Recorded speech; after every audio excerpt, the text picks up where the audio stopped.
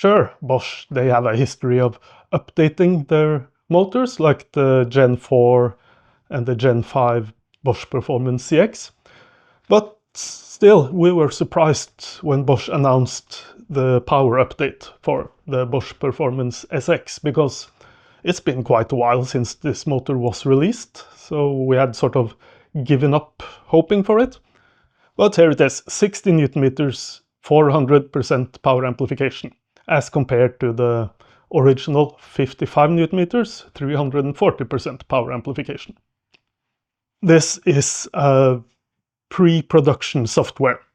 It's basically the final version almost, but during final testing, Bosch says they might do some changes to the software if any errors are found.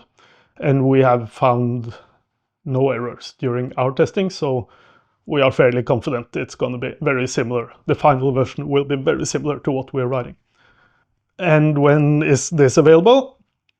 Yeah, Bosch doesn't really give us an exact date, but sometime during the first half of October. It's not just down to Bosch to decide when this will be released. Google and iTunes Store will be the deciding factor, really.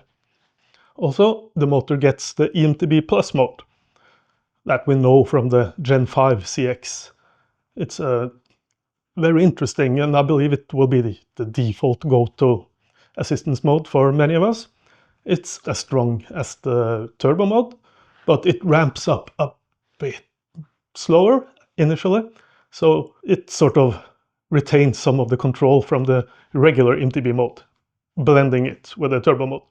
And as far as we know, that's all that's updated. The increased power and the EMTB Plus mode. We didn't really detect any other differences while testing it. Can we even notice the 5 Newton meters increased torque? Yeah, we can. But is it the torque or is it the power amplification? Yeah, it's both. And I brushed off my artistic skills and drew this graph. Looking at the thin solid line, that's the 55 Newton meters motor. It starts off and stays at 55 up until 104 RPM. Then it starts dropping off. And the reason for that is that the power curve starts at 0, increases steadily, and when it reaches 104 cadence, you get 600 watts. And that's the peak power of the motor, so the torque has to start dropping off for the motor to remain at 600 watts. Looking at the solid thick line, that's the data, that's the graph for the 60 Newton meters motor. As you can see, the torque curve starts off at 60 and it starts dropping off at 96 cadence. And that doesn't sound too good, does it? But it is. The reason is the power curve, the thick dotted line. It's a steeper curve. So it reaches the peak power at 96 cadence and it stays level at 600 watts after that. So what this means is at any cadence below 104, the new motor will output more power with the same rider input. So yeah, it can be noticed, and this graph sort of explains why, hopefully. The old 55 Newton meters motor could be fast, but we found ourselves pedaling at just over 100 cadence.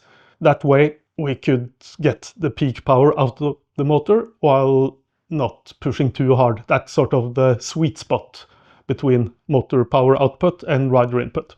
But you get out of breath quite quickly if you go very high cadence. So we really didn't want to go much above 100. So we ended up experiencing that the motor had a very short, narrow sweet spot. And that means we were shifting a lot to keep the motor at just above 100 RPM.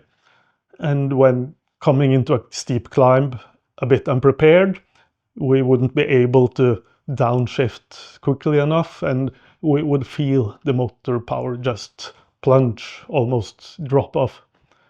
We wouldn't have that sense of the motor churning us up steep hills at high gear like we're used to from a full power motor.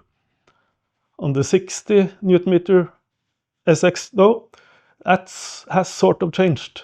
The sweet spot has now moved down to like 95 cadence, and that's noticeable, dropping the cadence by about 10 RPM. We experience it like as if the sweet spot has become wider. It's easier keeping the motor within the sweet spot. It requires less shifting, and if we suddenly come around this corner, go into this surprisingly steep hill, we've got more time to upshift and to get up this hill without having the same sensation of the motor power plunging and just dropping out. So we really appreciate this. You might say the upgrade isn't that much, but it feels like a little going a long way.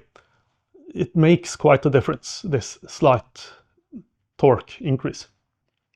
We did our regular power test, mounting power pedals on the bike, going up this steep hill at various pedaling frequencies. The goal is to finish the climb in the same amount of time with both motors. And also we included the Shimano EP6 RS, the Orbea SL motor, just to show a different kind of SL tune. And if we look closer at just the Bosch SX55 and the SX60, you'll see that it's like 20 watts between them, pretty much for every cadence. This test isn't very precise, so usually we wouldn't say 20 watts is enough to claim there is a significant difference between the motors. But the results are so consistent.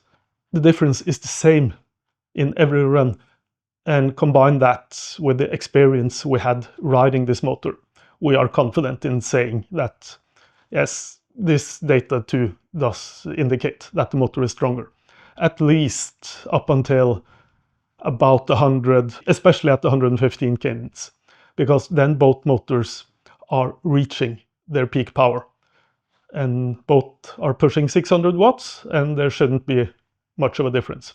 But looking at the 115 cadence test, it still seems there's a difference. Yeah, we've estimated that riding this climb at this pace, every second counts for just under 20 watts. And as you can see, the 55 Nm motor was faster, so add just under 20 watts of power to the 60 Nm motor, and the difference is pretty much negligible. If we have a quick look at the Shimano EP6 RS motor, the detuned EP6, you'll see that it's way more powerful in 65 cadence. The way you can tell is that the power figure is lower. That means the rider has pushed less watts through the pedals and the motor has done more of the job. So yeah, more power from the motor. But already at 80 RPM, the Shimano motor starts dropping off. That's where you can see even though it's an 85 Nm motor, it starts detuning at about 80 RPM, at least compared to the Shimano SX motors. That's where they start picking up, outputting a decent amount of power. So the SX60 measures better, it feels stronger, especially at lower cadence.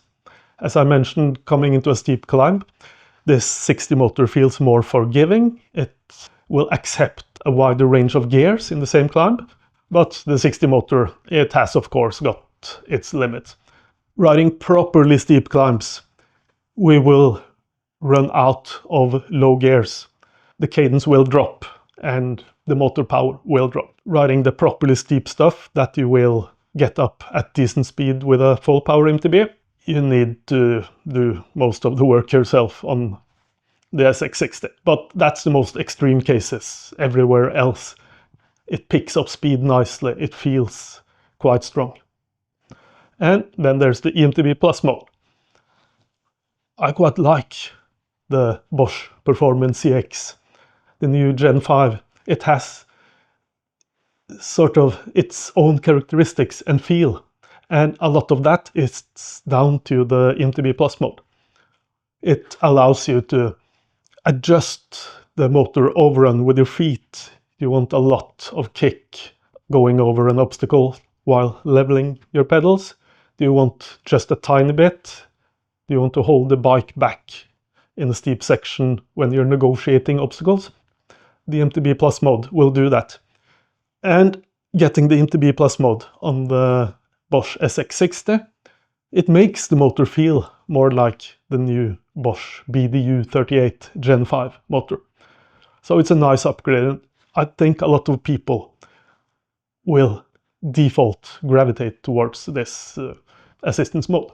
But it's still nice having the turbo mode, because the turbo mode sort of levels out the pedaling force a bit more. So going up a steep technical climb at a bit of speed in turbo mode, you are allowed to sort of ever so slightly ease off the pedals when adjusting your seating position, moving over the bike without having the motor dropping off. So there are merits to both assistance modes. And as this is just a software update, the motor rattle, yeah, it's still there, as expected. So, my take. I was quite pleasantly surprised about this update. I didn't know what to expect. 5 Nm doesn't sound like a lot, but 400% power amplification, that sounds nice. And that's what we're getting. More power down low, reaching peak power more quickly.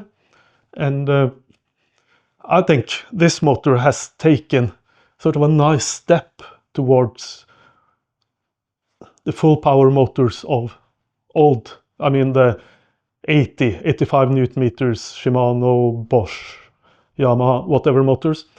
It's approaching those motors. So you're getting, what this motor gets you is the option to buy a lightweight, like a sub 20 kilos bike, or say sub 21 kilos bike for a more burly, not too expensive SL bike. So it gives you the option to buy a light, nimble, more playful bike without sacrificing too much power. I mean, that's up to you to decide, but it's a nice increase from the 55 Nm version. It's one of the stronger superlight labeled motor out today, and I'm seriously considering finally going for an SL bike. Getting a sub 21 kilos bike that is strong enough sounds really tempting. That's it. Appreciate any likes and subscribes. Thanks for watching.